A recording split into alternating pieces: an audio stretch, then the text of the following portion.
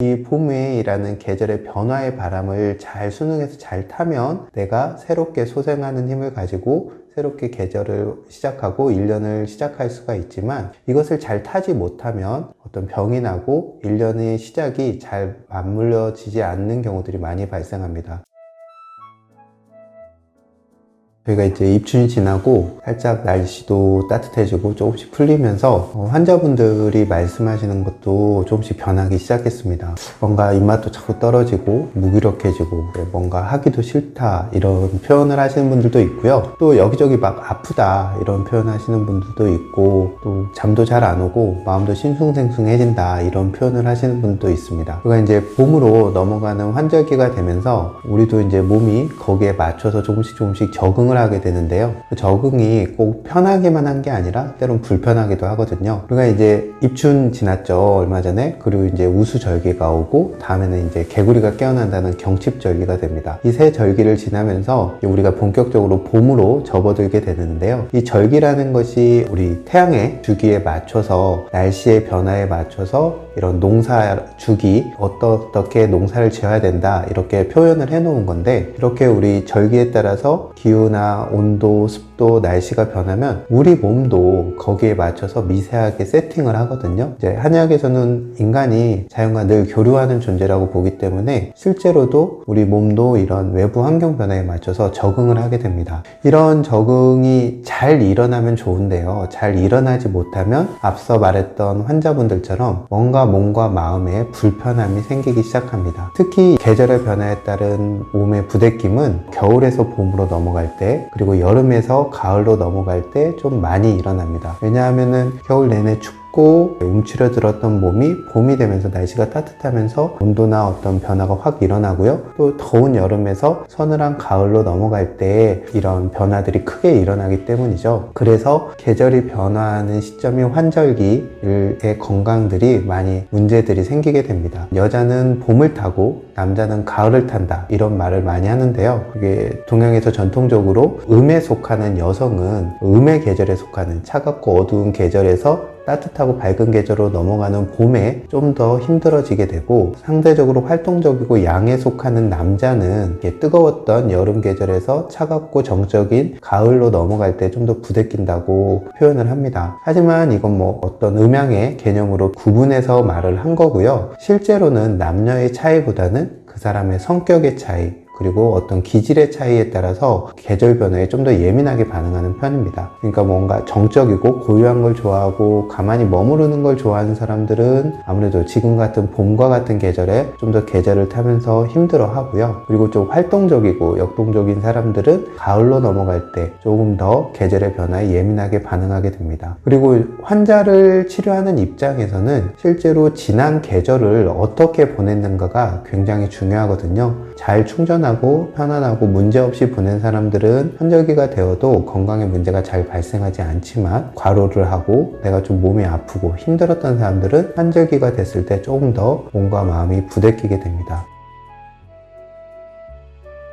이렇게 계절 변화에 적응을 잘 하기 위해서는 어떤 계절의 변화의 흐름에 맞춰야 되는데요. 봄이라는 계절의 가장 큰 특징은 바람이 많이 분다는 겁니다. 아마 얼마 전부터 유난히 바람이 많이 분다 이런 걸 느낀 분들이 많으실 거예요. 바람이 분다는 것을 동양에서는 겨우내 이렇게 잠들어 있던 생명을 깨우려는 어떤 자연의 흐름이라고 생각을 하고 있습니다. 바람이 많이 부는 것들이 어떤 식물의 어떤 변화들도 일으키게 되고, 나무도 이제 새순도 올라오고 꽃도 피우고 이런 것들과 맞물리죠.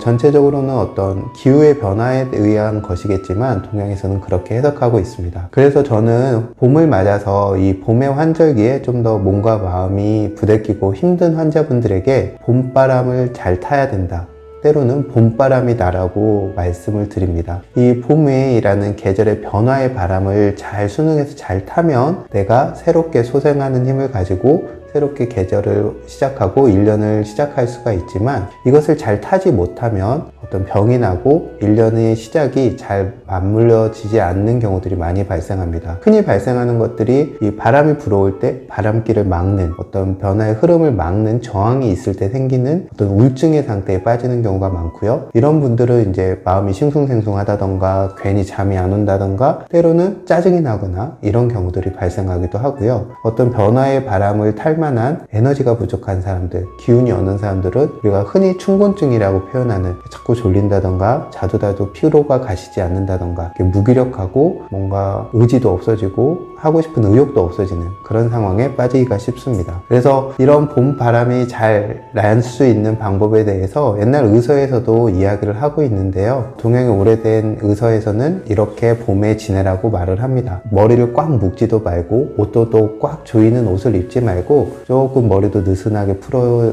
헤치고 그 다음에 옷도 좀 편안하게 꽉 조이지 않게 헐렁하게 옷을 입고 몸과 마음을 이완하고 마치 내 집 앞에 있는 뜰을 산책하듯이 그런 여유 있는 마음으로 지내라고 합니다. 또 아침에 조금 일찍 일어나서 생활하기를 권하는 편이고요. 그리고 마음가짐으로서는 상을 주되 벌을 주지 말라고 이야기를 합니다. 왜냐하면 봄은 새롭게 생명이 태어나는 계절이잖아요. 이때는 벌하거나 억압하지 말고 모든 것들을 이렇게 살리는 방향으로 마음을 쓰라고 합니다. 실제로 그래서 예전에는 봄이 되면 겨울 동안 이렇게 가둬뒀던 죄인들을 석방하기도 했습니다. 물론 이것은 봄이 되면서 농사를 지어야 되니까 노동력이 부족해서 웬만한 죄인들을 풀어주는 의미도 있지만 어떤 봄의 계절의 의미에 맞는 어떤 행동이었다고 생각이 됩니다. 지금은 현장체험학습이라고 하지만 이전에는 봄에는 봄소풍, 가을에는 가을 소풍을 갔습니다. 그래서 올 봄에 뭔가 무기력하고 몸도 마음도 찌뿌둥하고 힘들다면 한번 가볍게 음식을 차려서 봄소풍을 나가보시면 어떨까 합니다.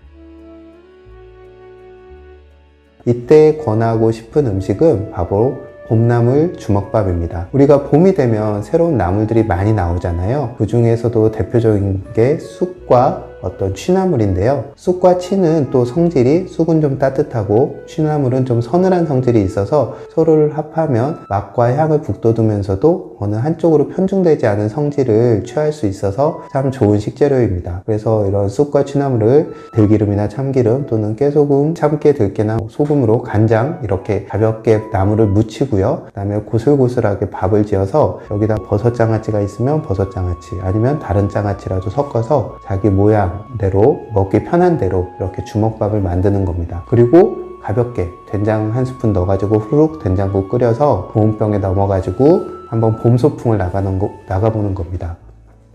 그리고 요즘 맨발 걷기가 유행이잖아요. 그래서 집 근처에 맨발로 걸을 수 있는 곳이 있다면 맨발로 걸으면서 가볍게 싼 도시락을 듣고 집 앞에 정말 몇백 미터 앞이라도 나가서 봄이 오는 것들을 맨발로 걷고 봄바람을 맞으면서 봄을 한번 느껴보시기 바랍니다. 그리고 잠시 걷다가 봄나물 주먹밥과 된장국으로 한 끼를 맛있게 먹는다면 봄에 일어나는 어떤 힘든 것들 다 떨쳐버리고 새롭고 힘차게 봄을 시작할 수 있을 거라고 생각됩니다. 쑥과 취나물 말고도 봄에는 다양한 나물들과 새순들이 나는데요. 이런 나물과 새순의 특징은 그 고유의 향이 있고 제법 쌉싸래한 맛들이 난다는 것입니다. 이런 것들은 어떻게 보면 식물로는 새롭게 이렇게 태어나는 것들을 보호하기 위해서 자기 내부에 그런 맛과 향을 가진 물질들을 축적하는 건데요. 우리는 봄을 맞이해서 새롭게 깨어나기 위해서 이 맛과 향을 더 즐기게 되죠. 그리고 또 예전에는 또 겨울에는 아무래도 저장식품, 연장식품들을 많이 먹었기 때문에 이런 나물이나 새순에 많이 풍부한 칼륨 등을 통해서 전해질 균형도 맞출 수 있습니다. 그리고 어떻게 보면 이 독특한 맛과 향은 일종의 가벼운 독소라고도 할 수 있습니다. 우리가 동종요법이라고 하죠. 약간의 독을 섭취함으로써 그것들이 우리 내부에 있는 면역 기능을 부활시키고 깨우는 역할을 하게 되는데요. 봄나물과 이런 새순들에 포함되어 있는 이런 독특한 향과 맛을 가진 이 식물의 고유의 성분들이 겨우내 잠들어 있던 우리 몸의 신체 기능들을 자극해서 깨우는 역할도 할 수 있다고 생각합니다. 올 봄에 봄나물과 새순을 양껏 즐기면서 몸에 새로운 기운을 불어넣으시면 좋겠습니다.